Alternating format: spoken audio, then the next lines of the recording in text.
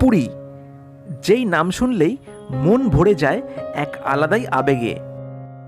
যেই নাম শুনলেই চোখের সামনে ভেসে ওঠে কিছু মায়াবী দৃশ্যপট।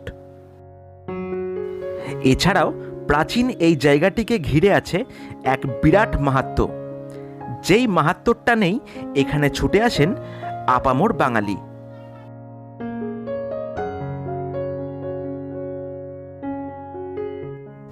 কিন্তু সেই মাহাত্ম্যই হোক অথবা কোনো আবেগ, এক নির্দিষ্ট রাতে আমিও বেরিয়ে পড়লাম পুরীর উদ্দেশ্যে এবং হাওড়া থেকে ধরে ফেললাম পুরী যাওয়ার সেই সবচেয়ে জনপ্রিয় train 12837 up Howrah Puri superfast express. Puri যাওয়ার এই ট্রেনটি প্রতিদিন হাওড়া থেকে ছাড়ে রাত 10:40 এবং পরের দিন সকালে পুরী পৌঁছয় সকাল 7:10। পুরী এক্সপ্রেসে আমার সিট ছিল M1 অথবা AC 3 টায়ার ইকোনমি কোচে, যার অন্দরমহলটি বেশ আকর্ষণীয়।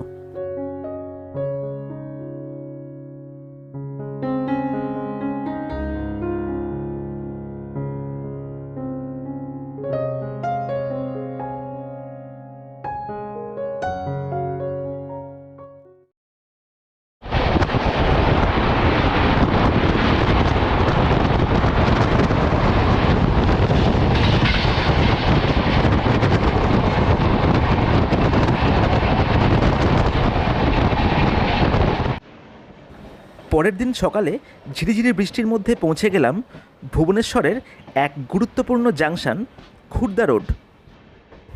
এই স্টেশন থেকেই আলাদা হয় খড়গপুর পুরী ব্রাঞ্চ লাইন এবং অন্যদিকে চলে যায় বিশাখাপত্তনম সেকশনের হাওড়া চেন্নাই মেন লাইন। কিছুক্ষণ পরেই এই স্টেশনেই দেখা হয়ে গেল হাওড়া থেকে ব্যাঙ্গালোর যাওয়ার এক গুরুত্বপূর্ণ train 12863 Howrah Yesvantpur superfast express.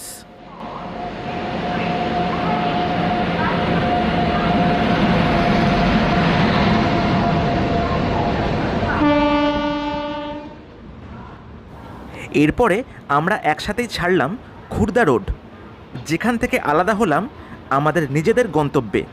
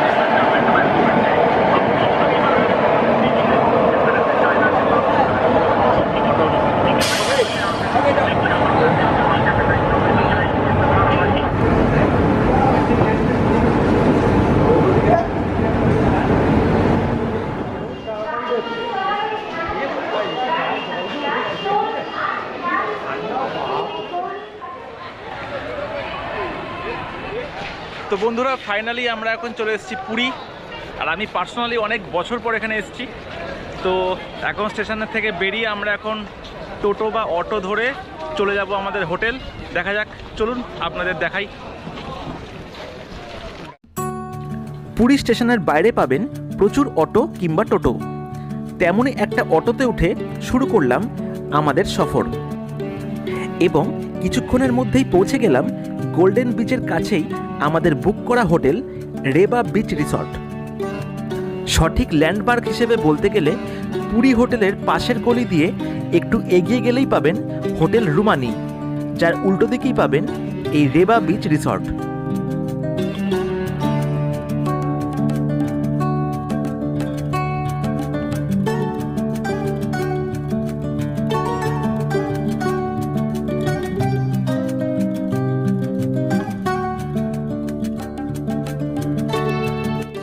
সুসজ্জিত এই রুমে প্রবেশ করলেই দেখা যায় একটি বেশ বড় বিছানা, যার ডান দিকে আসলে দেখা যায় টিভি এবং জামা কাপড় রাখার বেশ ভালো ব্যবস্থা।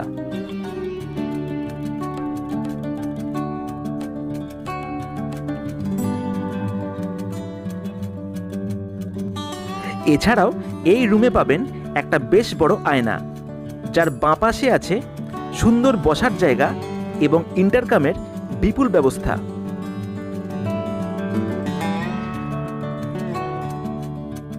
এই হোটেলের প্রতিটি এসি রুমে পাবেন এরকম সুন্দর একটি ব্যালকনি এবং সবশেষে এখানে আছে একটি সুন্দর পরিপাটি বাথরুম, যার মধ্যে পাবেন একটি সুন্দর বেসিন, আয়না, র্যাক এবং গিজারের দারুণ ব্যবস্থা।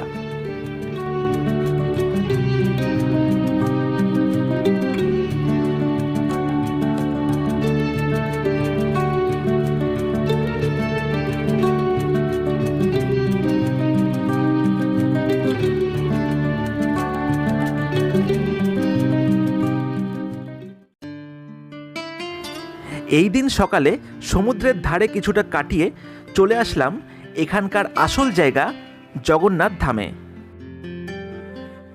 মন্দিরে পৌঁছানোর রাস্তা কিছুটা সংকীর্ণ থাকায় মন্দির থেকে কিছুটা দূরেই নামিয়ে দেয় অটো অথবা টোটো, যেখান থেকে পায়ে হেঁটেই আসতে হয় চার ধামের মধ্যে অন্যতম এই পুরী জগন্নাথ ধামে।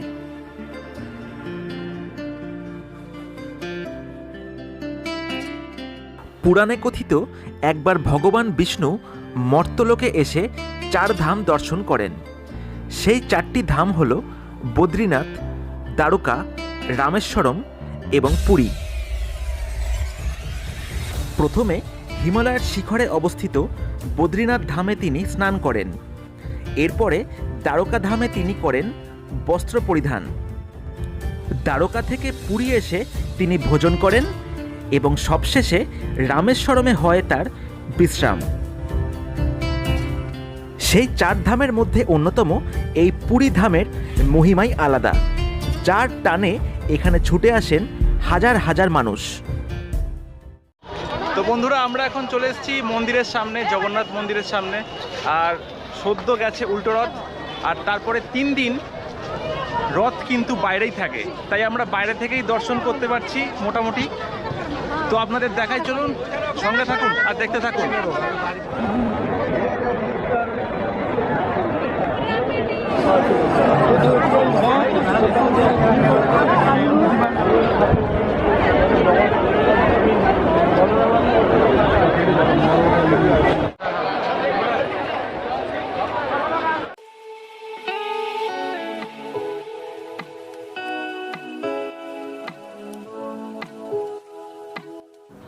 মহাপ্রভু দর্শনের পরে বিকেলের দিকে বেরিয়ে পড়লাম এখানকার আরও এক নতুন জায়গায়।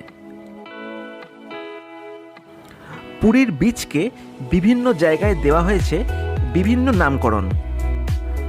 যেমন স্টেশন থেকে আসার সময় প্রথমেই চোখে পড়ে নীলাদ্রি বিচ, এরপর থেকে শুরু হয় গোল্ডেন বিচ, যার বিস্তার প্রায় পুরী হোটেল পর্যন্ত। পুরী হোটেল থেকে একটু সামনের দিকে যেতেই চোখে পড়ে স্বর্গদ্বার বিচ এবং সবশেষে আছে লাইট হাউস বিচ। এই সমস্ত বিচের মধ্যে সর্বশ্রেষ্ঠ হলো এখন গোল্ডেন বিচ, যার পারিপার্শ্বিক পরিবেশ পাল্টে দিয়ে পরিচ্ছন্নতা অনেকটাই বাড়িয়ে এই বিচকে দেওয়া হয়েছে এক আন্তর্জাতিক মানের ব্লু ফ্ল্যাগ সার্টিফিকেশন অথবা ব্লু ফ্ল্যাগ ট্যাগ। এই ব্লু ফ্ল্যাগ ট্যাগের জন্যই গোল্ডেন বিচের বিশেষ এই অংশটিকে বলা হয় ব্লু ফ্ল্যাগ বিচ। তো বন্ধুরা, বিকেলে আমরা হাঁটতে হাঁটতে এখন চলে এসেছি পুরীর মধ্যে সব থেকে পরিষ্কার পরিচ্ছন্ন cleanest beach, blue flag beach. একটা নতুন বিচ, 1 বছর আগে এটা হয়েছে। স্টেশন যাওয়ার পথে মেন রোড ক্রস করেই দেখা যায় এই বিচের প্রবেশ দুয়ার, যেখানে গাড়ি অথবা টোটো নিয়ে প্রবেশ করলে এই কাউন্টার থেকে সংগ্রহ করতে হবে আলাদা করে পার্কিংয়ের টিকিট।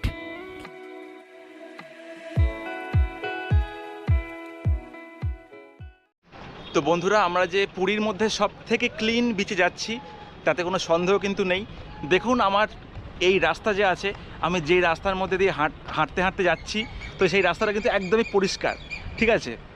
তো আপনি বলতে পারেন এটাই হচ্ছে একটা ল্যান্ডমার্ক, যেখান থেকে শুরু হয়ে গেছে ব্লু ফ্ল্যাগ বিচের রাস্তা। যেমন বিচের নাম তেমন তার কিন্তু রাস্তাটা একদম ক্লিন আর ফাঁকা ফাঁকা। চলুন দেখা যাক এবার blue flag beach. Blue flag বিচে প্রবেশ করতে লাগে টিকিট, যার মূল্য জনপ্রতি 20 টাকা করে। সেই টিকিট ভ্যালিড থাকবে 3 ঘন্টার জন্য, যার মধ্যে অনায়াসে ঘুরে নিতে পারেন এই দুর্দান্ত সমুদ্র সৈকত। এই সি বিচে প্রবেশ করতেই চোখে পড়ল দুর্দান্ত কিছু দৃশ্য, যার প্রথম দর্শনেই মুগ্ধ হলাম।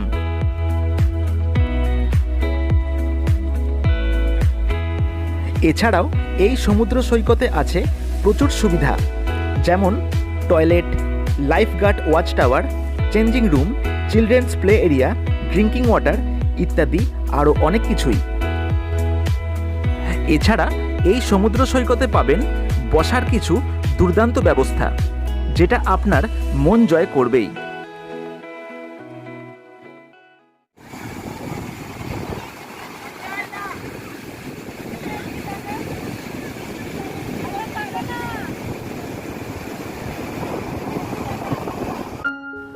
ব্লু ফ্ল্যাগ বিচে কিছুটা সময় কাটিয়ে পাশের জগিং ট্র্যাক দিয়ে সোজা হেঁটে পৌঁছে গেলাম সেই পুরী হোটেলের সামনে অবস্থিত আদি গোল্ডেন বিচে। মুগ্ধ মনে দেখতে রইলাম গোল্ডেন বিচের সেই অপরূপ দৃশ্য। মেঘে ভরা আকাশের মধ্যে মাঝে মাঝে ধরা দিচ্ছিল গুরু পূর্ণিমার চন্দ্রিমা, যার ফলে সেই দৃশ্য আরও মুখরিত হয়ে উঠল।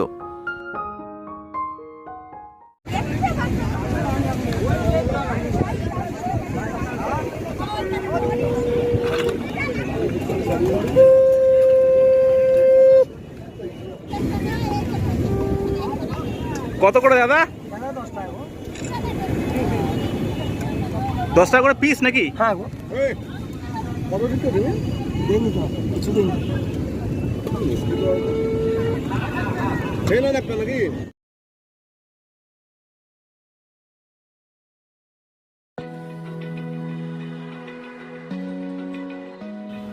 পরের দিন সকালে ব্রেকফাস্ট করে একটা গাড়ি বুক করে রওনা দিলাম কোনারকের পথে। যেতে যেতে পথে পড়ল শিল্পী সুদম প্রধানের সুদম স্যান্ড আর্ট মিউজিয়াম, যেখানে জনপ্রতি মাত্র 30 টাকার বিনিময়ে প্রবেশ করে চোখে পড়ল বালি দিয়ে বানানো সব দুর্দান্ত ভাস্কর্য।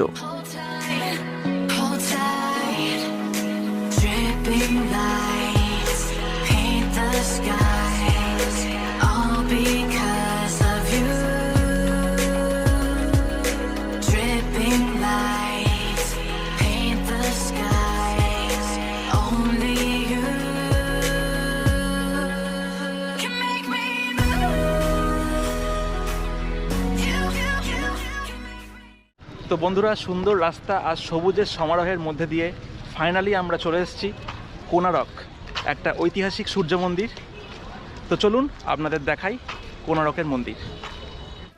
পুরাণে কথিত এক স্বপ্নাদেশ পাওয়ার পরে সূর্যদেবকে উৎসর্গ করার জন্য 1250 সালের গঙ্গা সাম্রাজ্যের রাজা নরসিংহদেব এই মন্দিরটি নির্মাণ করেন।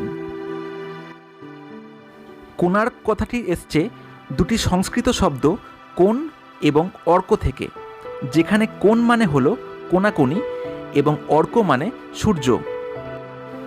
অর্থাৎ স্বপ্নাদেশ পাওয়ার পরে এই মন্দিরটি এমন জায়গায় এমন করেই বানানো হয় যাতে সূর্যের প্রথম কিরণটি পড়ে একদম মন্দিরের প্রবেশ দুয়ারে।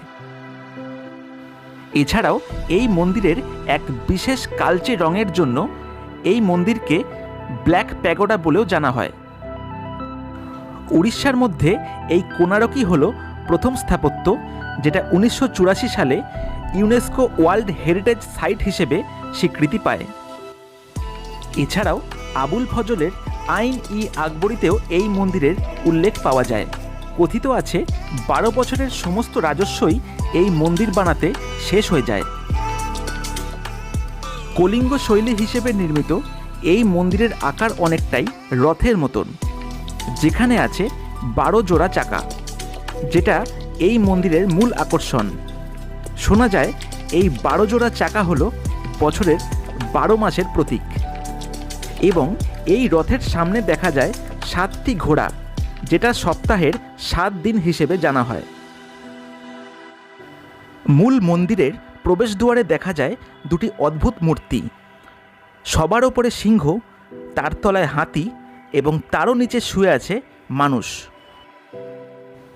জানা যায় গর্বের প্রতীক হিসেবে এখানে আছে সিংহ এবং সম্পদের প্রতীক হিসেবে হাতি, অর্থাৎ সম্পদ এবং গর্ব একত্র হলে ধ্বংস হয়ে যায় মানব সমাজ, যেটা সুন্দরভাবে মূর্তির মাধ্যমে বোঝানো হয়েছে এখানে।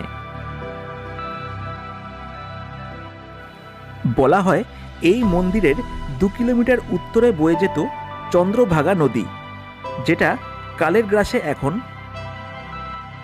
শোনা যায় 1200 কর্মচারী টানা 12 বছর ধরেও এই মন্দিরটিকে নির্মাণ করতে ব্যর্থ হয়। সুতরাং এই মন্দিরের মূল স্থপতির পুত্র ধর্মপদ মন্দিরের শেষ অংশটুকু নির্মাণ করে ফেলেন। সেই সঙ্গে 1200 কর্মচারীকে বাঁচানোর জন্য মন্দিরের চূড়া থেকে চন্দ্রভাগা নদীর ওপর ঝাঁপ দিয়ে আত্মবলিদান দেয় ধর্মপদ। যেই ঘটনা থেকেই প্রমাণিত হয় প্রাচীনকালে এখানে চন্দ্রভাগা নদীর উপস্থিতি। এছাড়াও বলা হয়ে থাকে মন্দিরের পাথরগুলি জোড়া লাগানোর জন্য এখানে ব্যবহার হয়েছে লোহার পাত এবং চুম্বক। এছাড়াও মূল মন্দিরের চূড়াতেও লাগানো হয়েছে 52 টনের একটি বিরাট চুম্বক, যার ফলে বিভিন্ন চুম্বকের সেই আশ্চর্য শক্তির ফলে সূর্যদেবের মূর্তি হাওয়ায় ভাসতে থাকে। কিন্তু সেই বিরাট চুম্বকীয় শক্তির ফলে পূর্ব তটের দিকে আসা জাহাজ এবং নৌকো বাধাপ্রাপ্ত হয়, যার জন্য মন্দিরের চূড়ার ওপর সেই বিরাট চুম্বকটি খুলে দেয় নাবিকরা, এবং এখানকার সূর্যদেবের ঠাঁই হয় জগন্নাথ মন্দিরের এক গুপ্ত কক্ষে।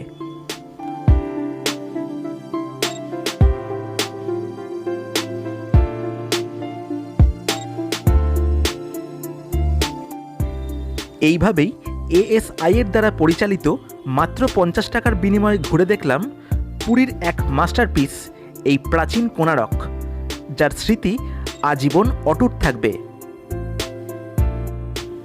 এছাড়াও মন্দিরের কাছেই পাবেন ইন্ডিয়ান অয়েল দ্বারা পরিচালিত কোণারকের ইন্টারপ্রিটেশন সেন্টার, যেখানেও জানতে পারবেন এই মন্দিরের ব্যাপারে কিছু ঐতিহাসিক গল্প।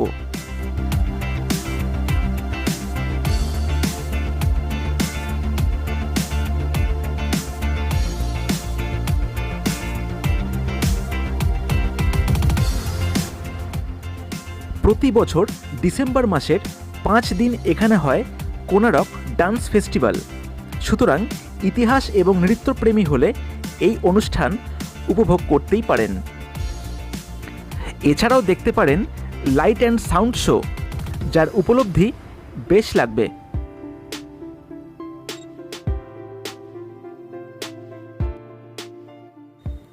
এইভাবেই কোণারকের বিস্তারিত ইতিহাস দিয়ে শেষ করলাম পুরী ভ্রমণের এই প্রথম পর্ব।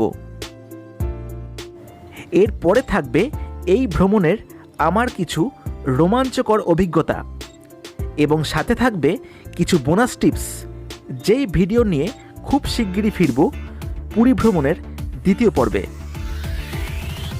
এইভাবেই আজকের মতো এখানেই বিদায় নিলাম। ততদিন ভালো থাকুন এবং পাশে থাকুন বন্ধুরা।